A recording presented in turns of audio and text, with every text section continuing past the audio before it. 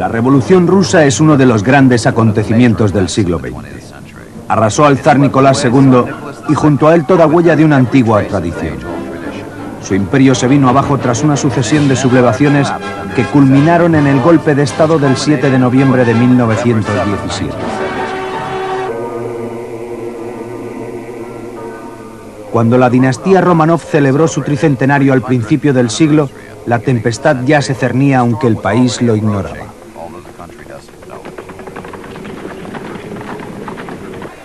Las nuevas tendencias vienen de Francia, Alemania e Inglaterra, países que a menudo acogen a los exiliados que traerán el marxismo a Rusia. Entre ellos está Ilich Ulyanov, que más tarde se llamaría Lenin. Aquí le vemos con peluca en una foto de identificación falsificada. Tiene 30 años y lleva haciendo una dura campaña desde 1895. Ha huido al extranjero para escapar de la policía imperial. Una gran huelga se declara en Bakú en diciembre de 1904, a la que sucederían manifestaciones en San Petersburgo el 8 de enero de 1905.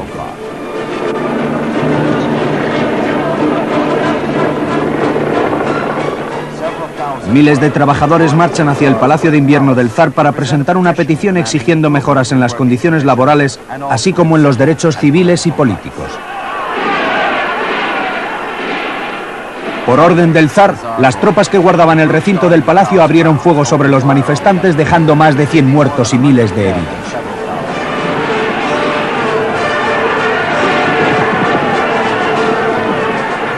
El horror provocado por esta masacre de una multitud indefensa ha permanecido en la historia rusa bajo el nombre de Domingo Sangriento.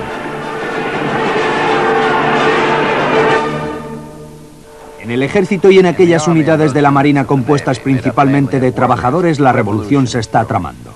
El motín más famoso sigue siendo el del buque de guerra Potemkin. Cientos de otros motines estallan desde Kronstadt hasta Sebastopol. Desde Odessa a Moscú los movimientos se generalizan.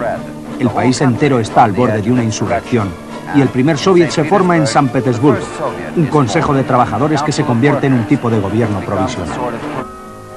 El presidente de este soviet es la tercera gran personalidad de la revolución, Lev Davidovich Brodsky, conocido como Trotsky.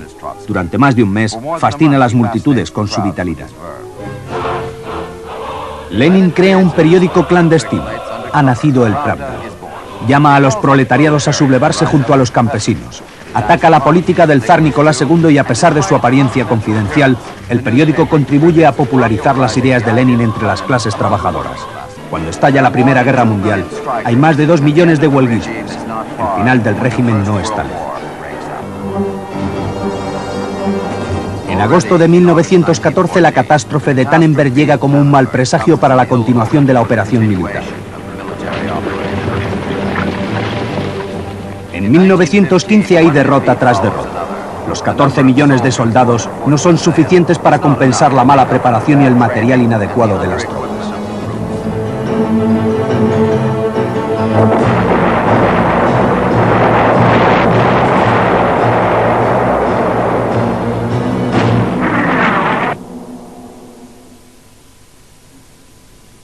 Al final de 1916, a pesar de una ofensiva brillante del general Brusilov, las pérdidas rusas son enormes. Más de 1,5 millones de muertos y 2 millones de prisioneros. Al principio del 1917, el hambre, el frío y la guerra llevan a la población al límite de su paciencia y las manifestaciones se hacen más frecuentes. Esto es exactamente lo que ocurre en Petrogrado el domingo 26 de febrero, cuando los guardias abren fuego sobre una procesión de mujeres y huelguistas que marchan hacia la Duma. Hay muchas víctimas entre los manifestantes. Al día siguiente, los soldados abandonan sus cuarteles para ponerse al lado de la multitud y reunirse para apoyar a la revolución que esta vez ha empezado de verdad. Al darse cuenta de que ya no puede quedarse en el poder, Nicolás II se resigna a la abdicación, después de intentar en vano entregar la corona a su hermano el gran duque Michael, quien la rechaza y deja todo el poder en manos del gobierno provisional. En la primavera de 1917, Alemania ayuda a Lenin a regresar a Rusia. En ambos países la guerra es el asunto de prioridad. Tanto Lenin como el Soviet de Petrogrado hacen campañas para acabar con la lucha, mientras que Berlín desea librarse del frente del este para poder concentrar sus tropas en el oeste frente a los aliados. Es por eso que los alemanes proveen a los revolucionarios del famoso vagón blindado en el cual Lenin, acompañado de 50 exiliados más, viaja de Suiza vía Suecia y Finlandia a Rusia.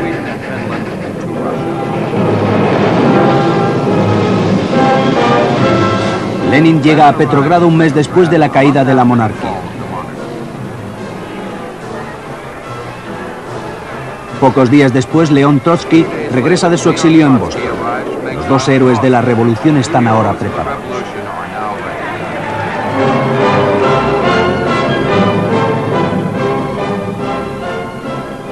Lenin, el día después de su llegada, lanza su tesis de abril resumida por el famoso eslogan «Pan, paz y libertad». Se convierte en el más grande defensor del traspaso de todo el poder al Soviet y envía agitadores profesionales por todo el país para hacer correr la voz por medio de panfletos. El 3 de julio, un tiroteo causa la muerte a 400 personas. Tras la crisis, el gobierno se reconstituye, pero inmediatamente después el nuevo presidente de la coalición, Kerensky, se encuentra de nuevo bajo presión, esta vez de la derecha. El general Kornilov organiza un golpe de Estado con el fin de eliminar la anarquía en el ejército y establecer una autoridad sólida para hacer frente a la catastrófica situación militar.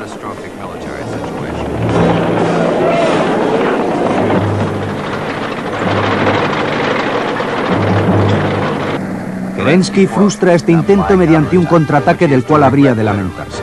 Suministra armas a los bolcheviques para parar a Kornilov. De aquí en adelante, ante la carencia de instituciones, nada podrá parar a los bolcheviques en su camino hacia el poder. El crucero Alba dispara unos cañonazos de advertencia. Es la mañana del 7 de noviembre. La capital está rodeada. La Marina toma control de los lugares estratégicos. Inmediatamente se ordena la toma del Palacio de Invierno, defendido por solo un batallón de 150 mujeres soldados. De acuerdo con el calendario ortodoxo, estamos en la tarde del 7 de noviembre.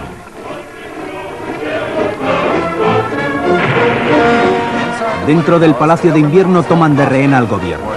Hacia las 2 de la madrugada, un pequeño grupo de soldados, seguidos de una multitud desorganizada, toman el palacio. 3 oficiales son heridos y se producen saqueos. Detienen a los ministros. El primer gobierno de Lenin se reúne. Al llegar al poder, los bolcheviques encuentran la situación bastante diferente a la prevista en sus teorías. Pero Lenin sabe que si la revolución ha de triunfar, la guerra debe cesar. Firma un armisticio y empieza a negociar con los alemanes. Trotsky es uno de los negociadores. El desquite de los alemanes es devastador. Su ejército avanza atravesando Rusia sin encontrar resistencia alguna. Pocos días después, se firma el humillante Tratado de Brest-Litov. La reciente ofensiva alemana anima a los aliados a hacer una intervención militar. En el periodo entre la primavera y el verano de 1918, los americanos y los británicos llegan al territorio ruso para reforzar el frente oriental con 13.000 hombres.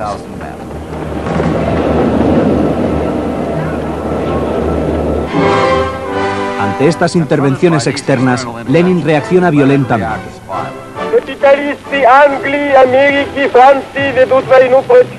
Este discurso constituye uno de los documentos de archivo de valor excepcional. En él denuncia a aquellos capitalistas extranjeros que intentan restablecer al zar y armar a los enemigos del nuevo régimen.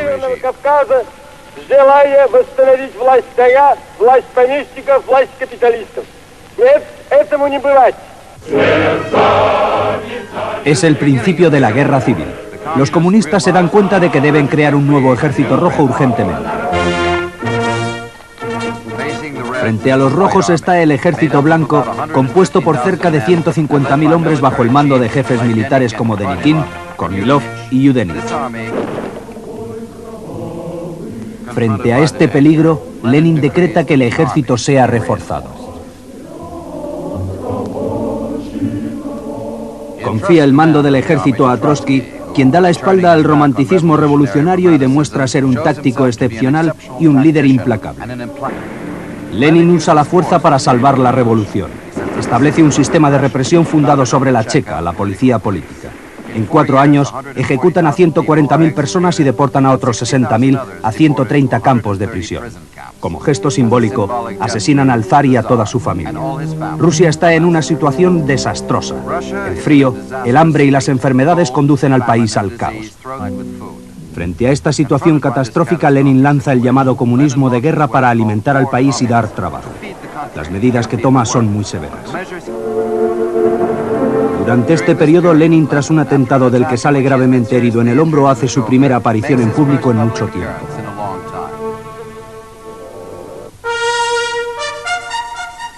Los ejércitos blancos, después de reunificar su comandancia en Ufa, inician 2 ofensivas de gran envergadura. Estamos al final del año 1919. Trotsky moviliza al Ejército Rojo que reconquista los territorios perdidos. Un asalto violento de la famosa caballería de Budeni da la señal para la contraofensiva victoriosa del Ejército Rojo que llega hasta Ucrania. Durante este periodo se establece la base de un sistema que sobrevivirá a Lenin y que Stalin continuará. Se transforma la vida del país. La economía soviética da un salto bajo la influencia de la colectivización y los planes quinquenales que son gradualmente puestos en acción. El culto a la personalidad de Lenin está en su apogeo y cuando aparece en las calles pasa su tiempo firmando autógrafos.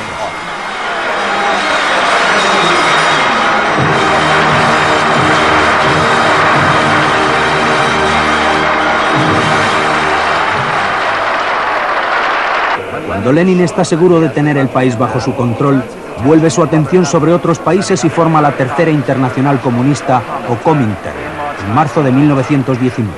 Zinoviev asume la presidencia dejando su sello particular sobre el comunismo mundial con condiciones draconianas, una disciplina de hierro y una organización sumamente centralizada. A partir del año siguiente, los partidos comunistas se forman en muchos países, entre ellos Alemania, Finlandia, Italia y España.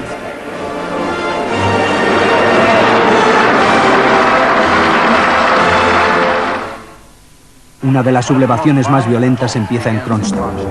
La crueldad de las represalias produce tanto pánico que Lenin, al darse cuenta de que el comunismo absoluto está fallando, crea la NPE, la nueva política económica. Vuelve a una economía de mercado y el dinero vuelve a reemplazar al pueblo. Frenan la expropiación y establecen un nuevo sistema de impuestos.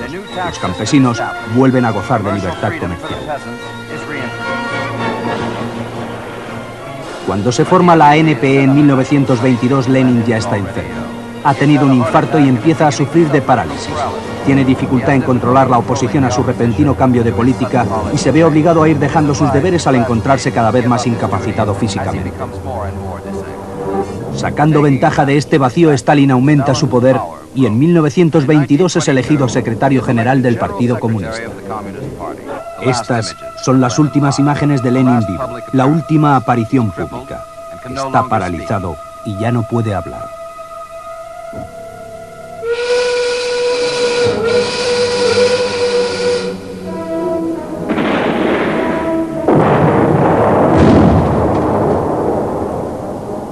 Lenin muere el 21 de enero de 1924, justo antes de cumplir los 54 años. Su cuerpo es llevado a Moscú a bordo de un tren especial.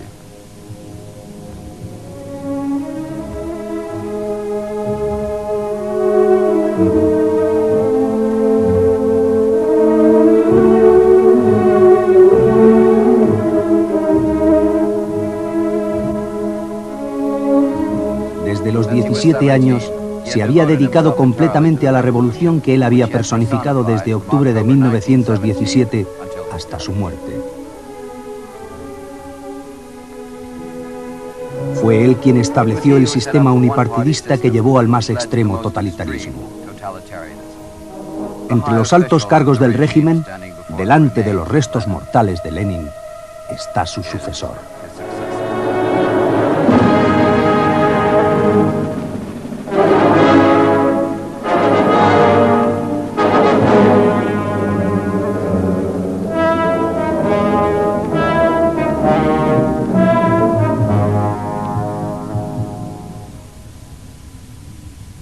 La dictadura de un hombre habría de seguir a la dictadura del proletariado.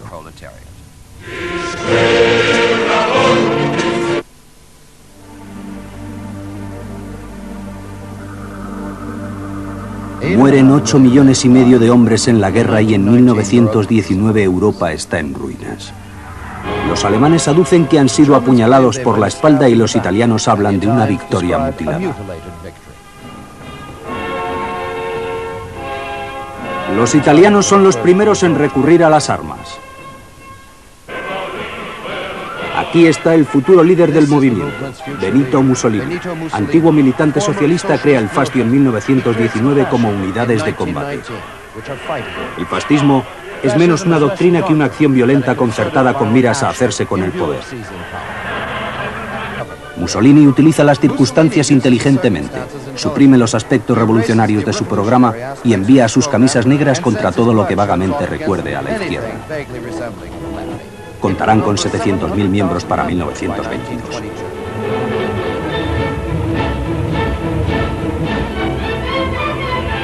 En octubre, Balbo le convence que envíe a sus camisas negras contra la capital. La marcha sobre Roma parece más un desfile que un ataque y pudo haber sido repelida con facilidad.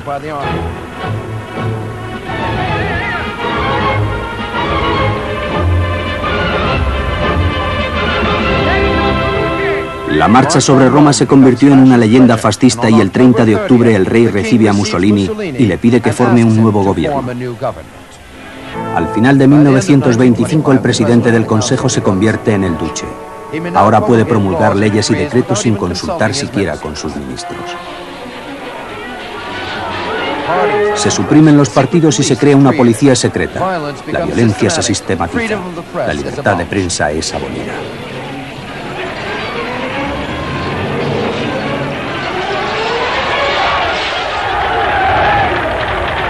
La dictadura se instala.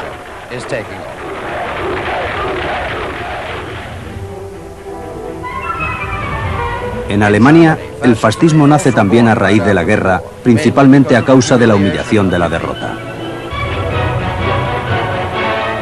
Se forma una república socialista tras la abdicación de Guillermo, pero los líderes Karl Liebknecht, que deseaba importar el marxismo a Alemania, y Rosa Luxemburg, destacada revolucionaria, son asesinados durante una semana de reyertas.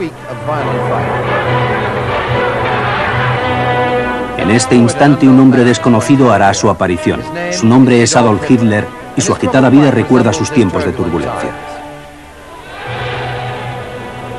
Nace en Austria cerca de la frontera alemana y suspende sus estudios de arte en Viena.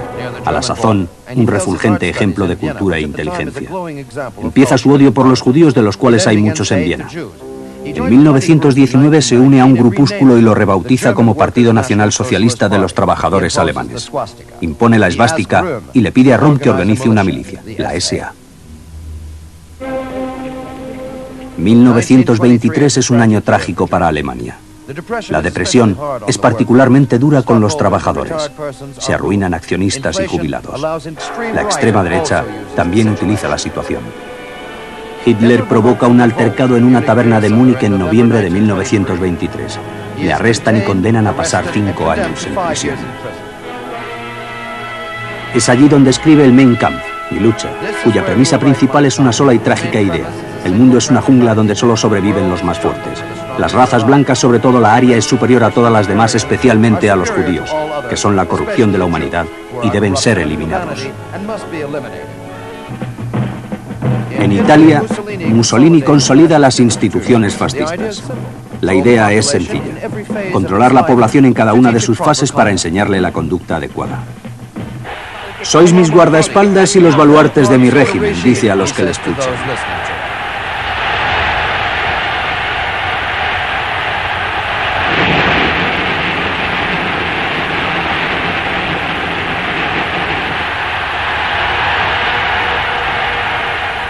No solo es un orador, sino un actor en la peor tradición. Gesticula, hace muecas, imita, posa, todo le vale. Fascinados los públicos le idolatran. Las madres le piden que bendiga a sus niños y los campesinos se arrodillan a su paso. Ahora solo necesita el apoyo religioso. 6 meses después de la sentencia por su reyerta muniquesa, Hitler es perdonado, pero ha aprendido la lección. Ahora obtendrá el poder por medios legales. Incrementa el poderío de las SA y fortalece su poder con desfiles, manifestaciones, luchas y discusiones durante los mítines políticos.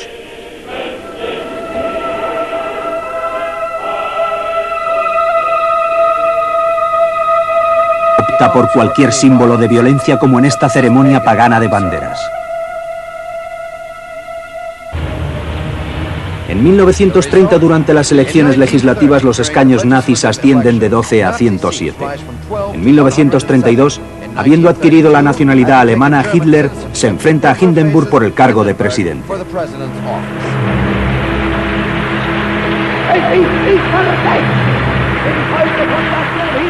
Cruza y vuelve a cruzar toda Alemania haciendo 3 o 4 discursos al día ante enormes e hipnotizadas multitudes.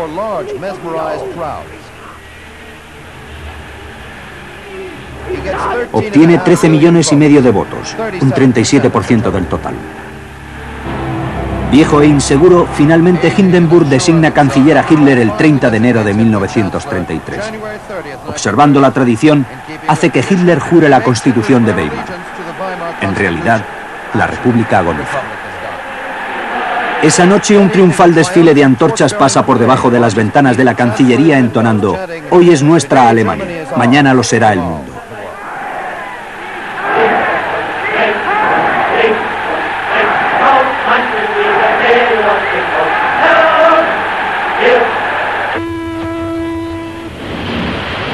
El 27 de febrero de 1933 incendian el Reichstag. La oportunidad es perfecta para Hitler, que exige a Hindenburg que firme un decreto suspendiendo las libertades fundamentales al día siguiente. Hay purgas en la universidad. En todas las ciudades importantes se queman libros escritos por autores marxistas, pacifistas y judíos. El poema de Heine, Lorelei, aparece en los libros escolares con una nota que dice autor desconocido. El antisemitismo es evidente. La tortura y el sadismo adquieren naturaleza oficial. Las primeras persecuciones surgen en 1933. Himmler crea Dachau en marzo de 1933. Es el primer campo de concentración al que seguirán otros.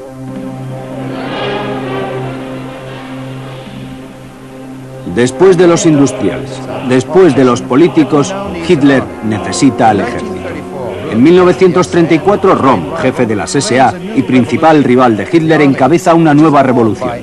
El ejército, anonadado ante los métodos brutales de las SA, amenaza a Hitler con un golpe de Estado. Hitler ni lo duda, sacrifica a las SA. Röhm es detenido por las SS y se niega a suicidarse. Se le dispara, así como a otros jefes de las SA. En total matan a 200. La noche de los cuchillos largos.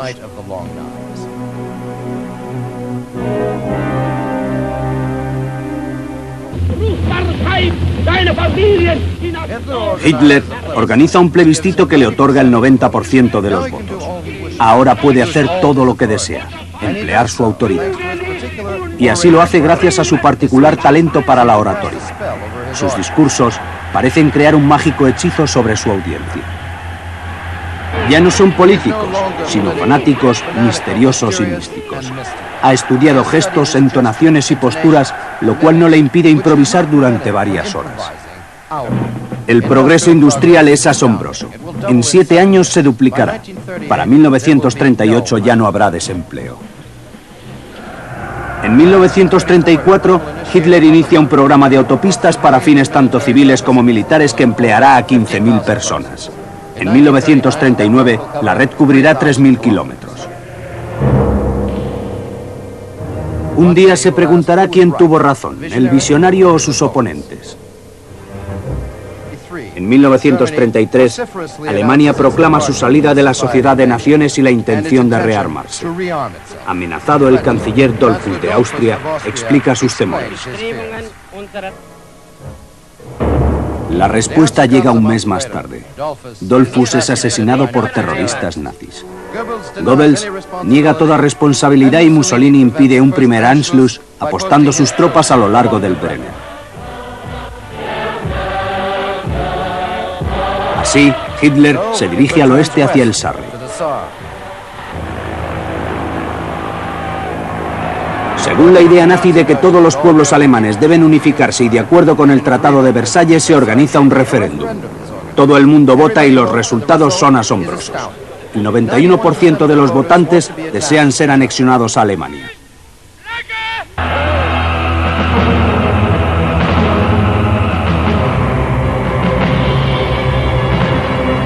Se acelera el armamento de la Wehrmacht y la guerra civil española permitirá a los alemanes probar su nuevo material. Hitler necesita un aliado. Será Mussolini, que nunca perdonó a Francia y a Inglaterra por sus problemas con la Sociedad de Naciones a raíz de su invasión de Etiopía. Incluso sugiere el eje Roma-Berlín. Cae la noche sobre Alemania. Esa especial oscuridad que el régimen nazi siempre celebra con grandes desfiles y mítines exultantes, donde multitudes enfervorizadas se adhieren a las consignas de su fanático líder.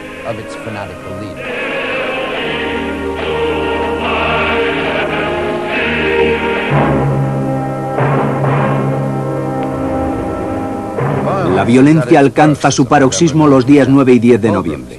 Se organizan grupos en toda Alemania. En Berlín, los habitantes queman sinagogas, destruyen y saquean tiendas, desacralizan cementerios. Es la noche de cristal. Desvarío y locura. Una guerra mundial está a punto de empezar.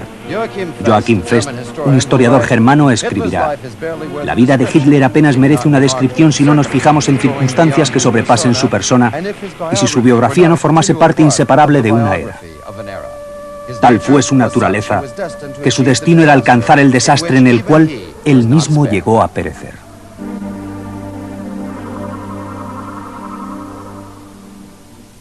El próximo vídeo se ocupará fundamentalmente de los comienzos de la Segunda Guerra Mundial, de su entorno y del clima político que la hizo posible. Contará cómo, por qué y para